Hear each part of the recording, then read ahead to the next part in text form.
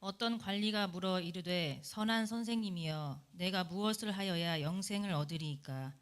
예수께서 이르시되 내가 어찌하여 나를 선하다 일컫느냐. 하나님 한 분 외에는 선한 이가 없느니라. 내가 계명을 안 하니 간음하지 말라, 살인하지 말라, 도둑질하지 말라, 거짓 증언하지 말라, 내 부모를 공경하라 하였느니라. 여짜오되 이것은 내가 어려서부터 다 지키었나이다. 예수께서 이 말을 들으시고 이르시되 내게 아직도 한 가지 부족한 것이 있으니 내게 있는 것을 다 팔아 가난한 자들에게 나누어 주라. 그리하면 하늘에서 내게 보화가 있으리라. 그리고 와서 나를 따르라 하시니. 아멘. 하나님께서 우리에게 주신 말씀입니다. 안녕하세요. 그동안 평안하셨습니까? 네, 저는 백영식 선교사입니다. 선교지에서 행복하게 살다가 이렇게 다시 고국에 찾아와 한남동교회에 인사드립니다. 한 해 동안 기도해 주셔서 감사합니다.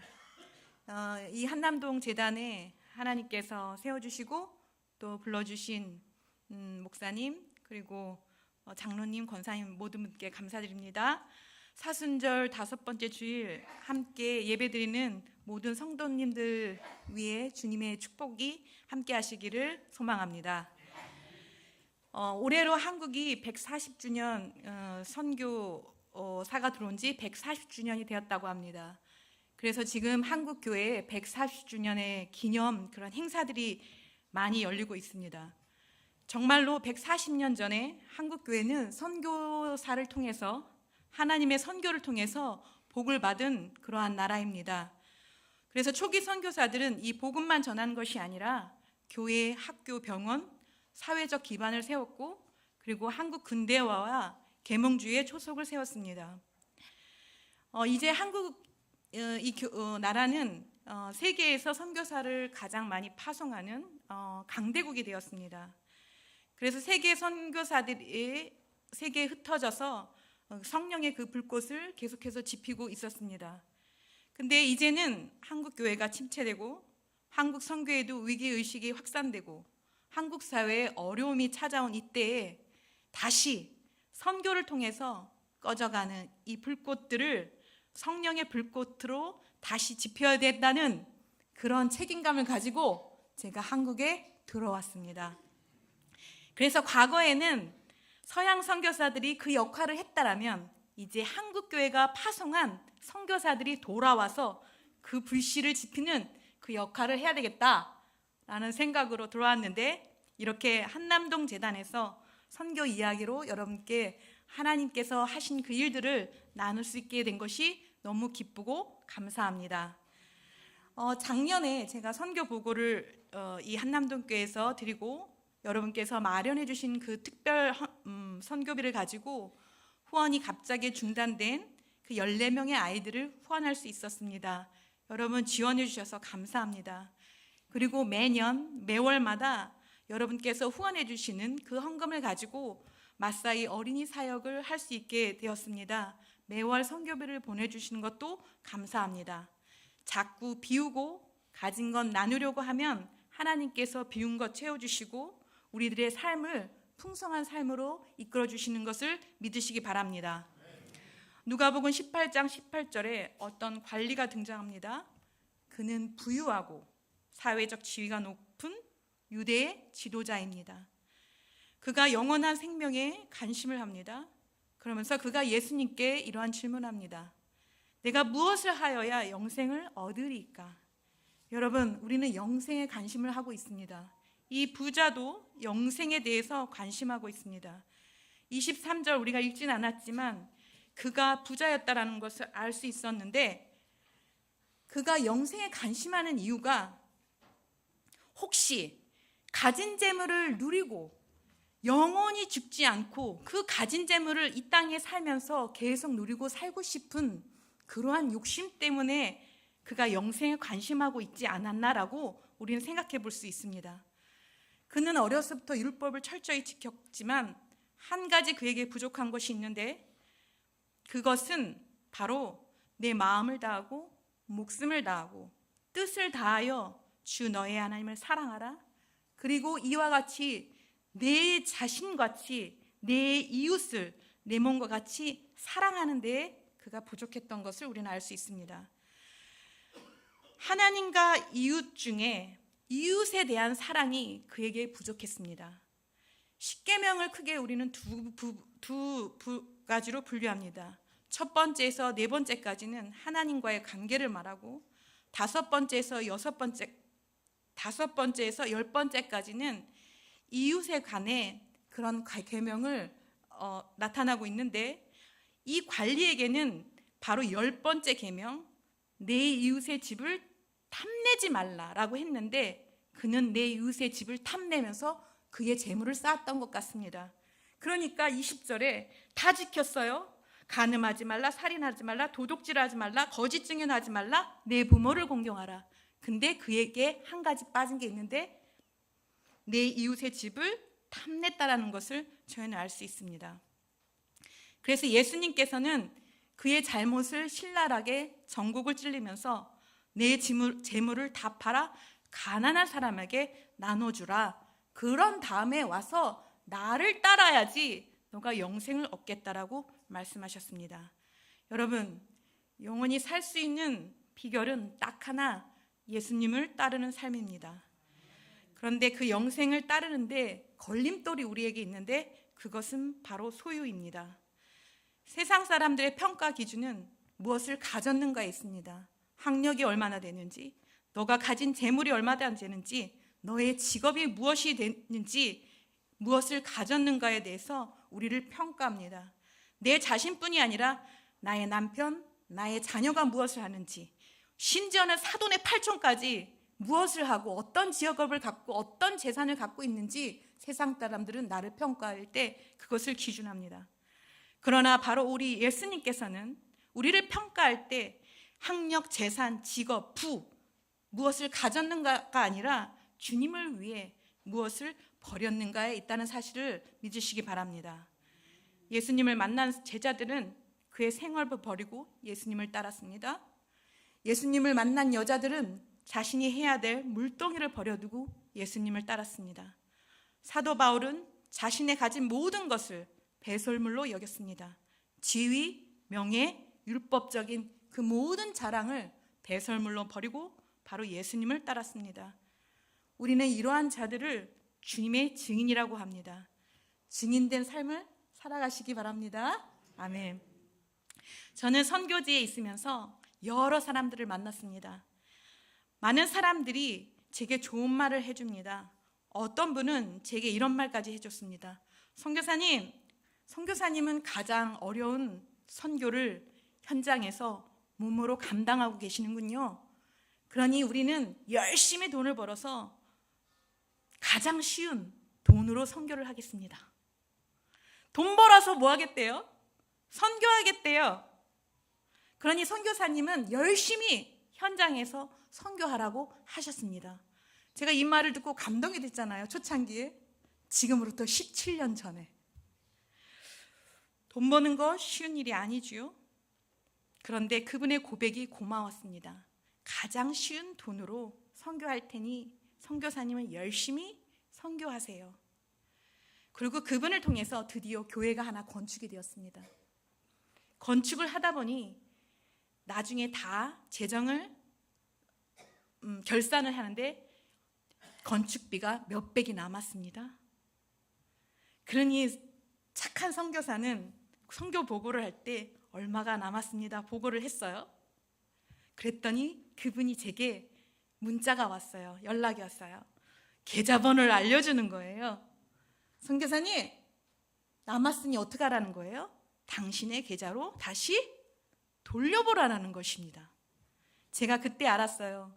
아, 이분은 정말 돈으로 선교하셨구나. 어떻게 하나님께 드린 물질을 남았다고 돌려달라고 합니까? 남으면 선교사가 알아서 애들 밥도 해주고 목회자들 필요한 오토바이도 사주고 알아서 할 텐데. 저는 그때 또 알았어요. 물질, 재산, 돈. 아무리 우리가 믿음이 좋다고 하지만 목사도, 장로도, 권사도, 집사도, 성도도 물질 앞에 자유로울 수 없다라는 사실을 예전에 이미 알았습니다. 그래서 제가 따르지 않는 두 가지가 있어요. 하나는 절대 사람을 믿지 않는다.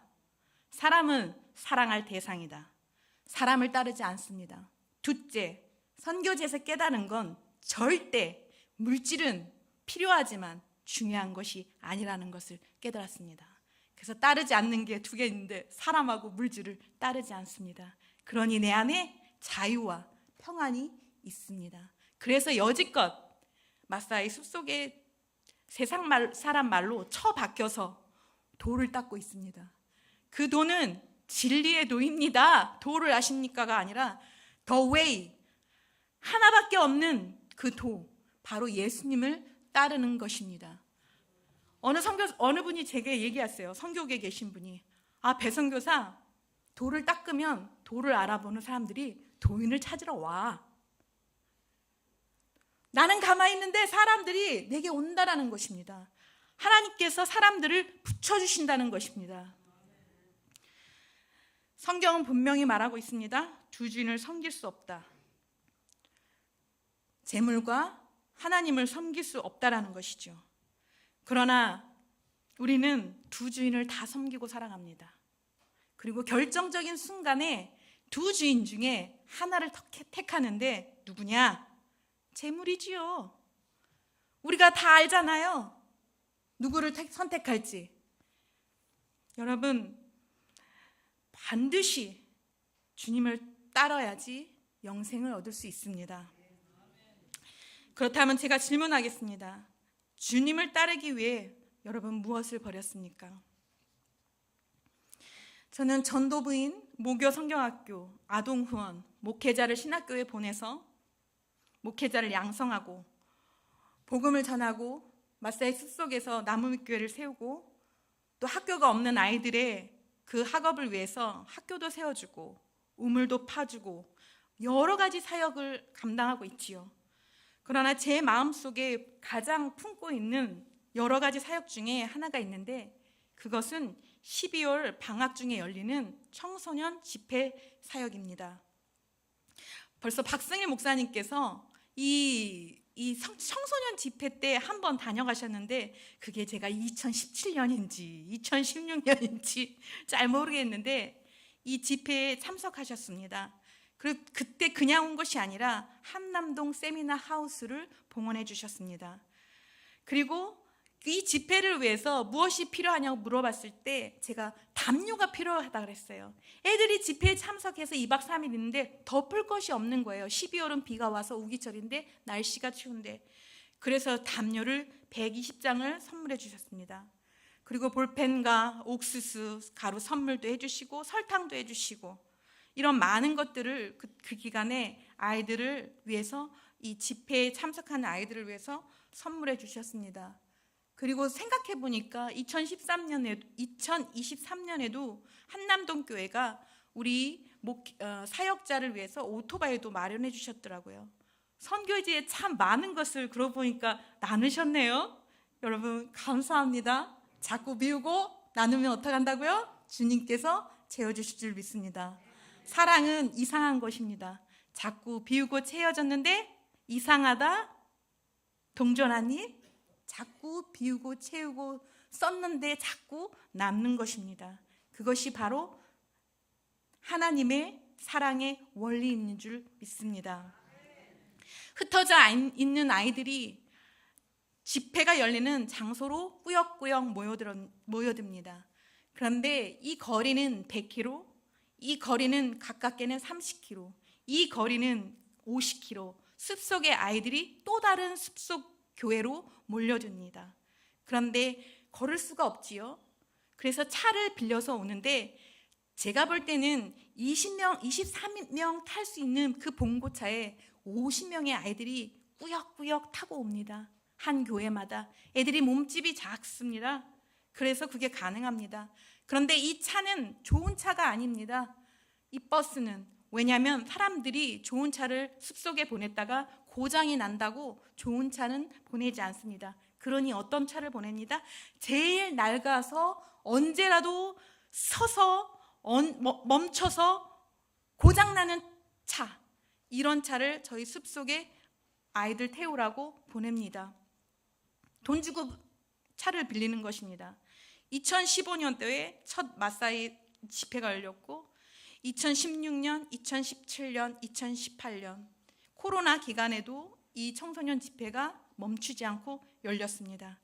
그리고 드디어 2024년 12월 2015년부터 했으니까 2024년이면 몇 회가 되죠?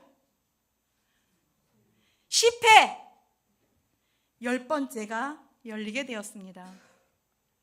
첫 번째는 120명의 아이가 한 교회에서 나눠서 잡고 유치원과 교회에서, 두 번째 집회는 앵워르엔데케라는 데서 도서관과 교회에서 나눠 잡습니다. 세 번째, 그러니까 2017년에 한남동교회에서 그 세미나를 지어주셨네요. 2017년부터는 교회와 도서관과 한남동 세미나 하우스에서 아이들이 나눠서 잤습니다. 그렇게 참석한 아이들이 수백 명의 아이들이 비좁게 한 공간에 150명, 200명씩 잤던 거예요. 그렇게 잠을 자면서 이 아이들이 참석하는 이유는 이 집회 가운데 도전을 받기 때문입니다. 첫 번째, 두 번째 그 집회에 대한 변화를 제가 느끼지 못했습니다.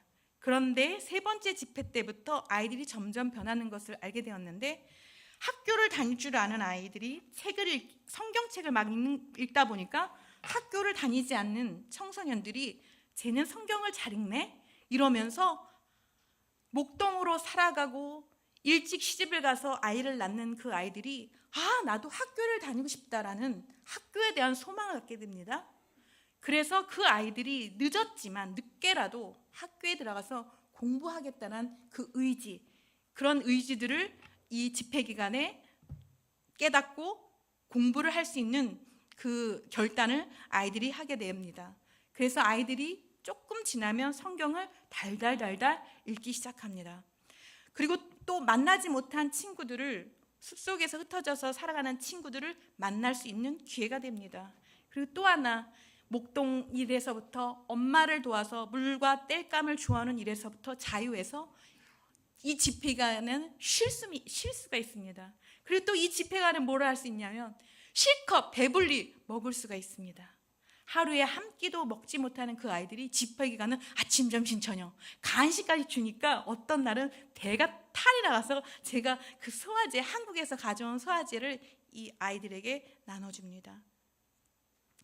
어렵지만 이 집회를 사모하면서 아이들이 참석하고 있는데, 작년 12월 이 집회 10번째 되는 그 집회에 저에게 10번째 집회니까 제 안에 기대감이 있었습니다. 10년이면 강상도 변한다고 하는데 눈만 뜨면 수시로 변하는 이 세상에 10년이라는 세월은 엄청 긴 세월이었습니다. 그래서 제 마음 가운데는 이 집회 때 항상 어느 교회에서 후원을 단독으로 한 번도 받은 적이 없는데 10번째니까 이제 소문이 났으니까 후원 좀 해주시겠다라는 그런 기대감이 제 안에 있었습니다. 그런데 이 집회는 항상 까딱까딱 할 때 하나님께서 채워주셨는데, 작년 집회를 함께 기도하다가 11월 마지막 주가 됐는데도 아무런 재정이 확보가 되지 않았습니다. 540명의 아이들이 그때 등록을 했는데 미리 저희는 등록을 받거든요. 그래서 예산이 얼마 되는지 등록 인원에 따라서 책정을 하는데 540명의 아이들이 등록을 했는데 제가 가진 재정이 하나도 없었습니다. 그래서 제 마음에 낙심이 됐습니다. 하나님, 이 집회를 주님께서 기뻐하시고 이 아이들에게 이 집회를 통해서 하는 복음이 이 아이들 마음속에 들어와서 예수님을 영접하고 하나님 말씀을 사모하는 이런 계기가 되는데 왜 재정은 항상 채워주시지 않나요? 그러면서 기도하다가 이 집회를 하지 않으려고 작정을 하고 저희 남편 목사님께, 케냐에 있는 목사님 남편에게, 선교사에게 집회를 열지 않겠다라고 화가 났는지 문자를 보냈습니다. 아무래도 올 10월 10번째 집회는 열지 않는 게 좋겠다라고 이야기했습니다. 그랬더니 저희 남편이 더 기도해. 자기가 기도해야지. 나는 열심히 현장에서 뛰는데. 더 기도하라는 이야기를 듣고 기도하다가 핸드폰을 한번 열어봤습니다. 핸드폰에 과거의 사진들이 많이 담겨 있는데 사진을 계속 넘기다 보니까 아이들의 환한 모습, 집회에 참석하고 나와 함께 선교지에서 함께했던 성도님들의 얼굴들이 그 사진 속에서 보이기 시작했습니다. 행복했던 모습, 즐거웠던 모습, 감사했던 모습, 기뻤던 모습들이 사진 속에 다 있더라고요. 핸드폰 속에. 넘기다가 2023년도에 9번째 집회, 2022년도에 8번째 집회, 계속 넘겼더니 2015년 첫 번째 집회까지 제가 사진을 보게 되었습니다. 아, 하나님이 기뻐하셨구나. 그것을 깨닫고 재정은 아무것도 없었지만 제 마음속에 그냥 열어봐야 되겠다라고 목회자들한테 예정대로 12월 19일부터 20일까지 집회를 공식적으로 알렸습니다.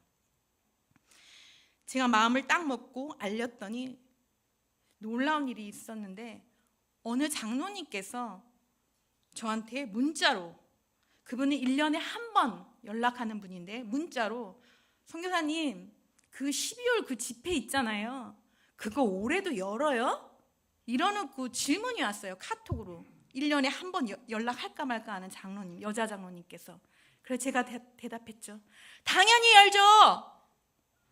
또다시 질문이 옵니다. 재정은 어떻게 됐어요? 제가 또 대답을 했습니다. 당연히 없죠. 그랬더니 그 장로님께서 그럼 기다려보세요. 그러더니 그 다음날 통장 번호를 알려달래요. 신나서 알려줬죠. 그런데 제 재정이, 늘 선교사님들 이런 간증을 하는데 뻔한 간증이 아닙니다. 진짜로 제가 필요한 그 재정만큼 입금이 되어 있었습니다. 저희 마사이 아이들은 가난하지만 가장 좋은 옷을 입고 얼굴에 기름을 바르고 꽃단장을 하고 그 집회에 참석했습니다. 제가 오늘 이런 옷을 입고 왔잖아요. 마사이 천인데 이 마사이 천은 그냥 두르는 건데 제가 두르고 아무것도 안 입고 올 수 없어서 옷을 해고 온 겁니다. 이렇게 가장 좋은 옷을 입고 집회에 참석합니다. 그리고 거저 주시는 하나님의 구원의 은혜를 가장 비싼 가난으로 얻고 있습니다. 가장 비싼 가난. 여러분의 삶이 가난하십니까? 그것은 가장 그 가난을 통해서 가장 고귀한 그 구원을 이루시고 있다는 사실을 믿으시기 바랍니다. 어떤 관리에게는 부유가 영생을 얻는데 걸림돌이 되지만 저희 마사이 아이들과 성도들은 그 가난과 결핍을 통해서 영생을 얻고 있습니다. 가난이 우리 주님만을 바라볼 수 있게 했습니다. 집회를 마치고 교회로 돌아가는 10번의 길, 10번 모두 비가 내렸습니다. 집회에 참석한 아이들은 신이 났습니다. 집회 기간에는 비가 안 와요. 비가 오면 큰일 나요. 왜냐하면 교회는 양철 지붕으로 되었기 때문에 비가 오면 다다다다닥 소리 나니까 집회의 말씀을 들을 수가 없어요. 근데 집회 기간에는 오지 않던 비가 집회만 끝나면 비가 오기 시작합니다. 아이들은 기뻐합니다. 왜? 저희 마사이 땅의 비는 하나님의 축복이라고 받아들이기 때문입니다. 그러니까 아이들이 집회가 딱 끝나면 하나님이 우리에게 복을 주셨다. 하나님 기뻐하셨구나. 이렇게 마치 하나님께서 보여주는 증표처럼 그 기쁨을 안고 돌아갑니다. 근데 돌아가다가 문제를 또 만납니다. 어떤 문제? 숲속의 아이들 돌아가는 그 길이 너무 험합니다. 포장된 도로가 아니라 흙길 비포장 도로니까 비가 오면 어떻게 됩니까? 땅이 질퍽질퍽. 차는 어떻습니까? 덜덜덜덜. 그러니까 차가 어떻게 됩니까? 다 퍼져버리는 거예요. 그러니까 처음부터 차가 퍼지면 상관없는데 중간에 가다 차가 퍼져서 올 집회에 아이들이 5개 교회, 14개 교회 중에 5개 교회의 아이들이 집에 못 가고 중간에 퍼져서 하룻밤을 꼬박 자고 그 다음날 교회에 도착했습니다.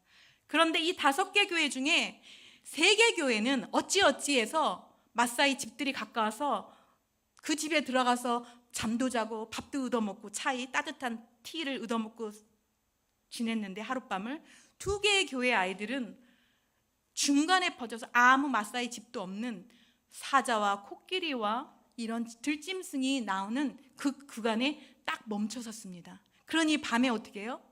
나왔다간 위험에 처하니까 그 23명 타는 버스에 5, 60명 아이들이 낑겨가지고 그 추위와 비가 왔으니까 춥잖아요. 배고픔을 떨면서 견디면서 하룻밤을 보내다 그 다음날 집에 돌아갔습니다. 제가 밤중에 걱정이 되어서 제 차는 사륜구동이니까 먹을 것을 갖다 주겠다고 했습니다. 저도 그 교회 거기까지 가려면 2시간이 걸려요. 밤중에 기다리다가 차가 퍼져서 못 갔을 때 그랬더니 저의 목회자가 저한테 전화로 이런 이야기를 해줍니다. 목사님, 걱정하지 마십시오. 우리는 숲속 길 한복판에 멈춰 있기 때문에 다시 목사님이 있는 교회로 또는 우리 집이 있는 교회로 갈 수 없습니다. 그러나 목사님이 집회에 이렇게 말씀하셨잖아요.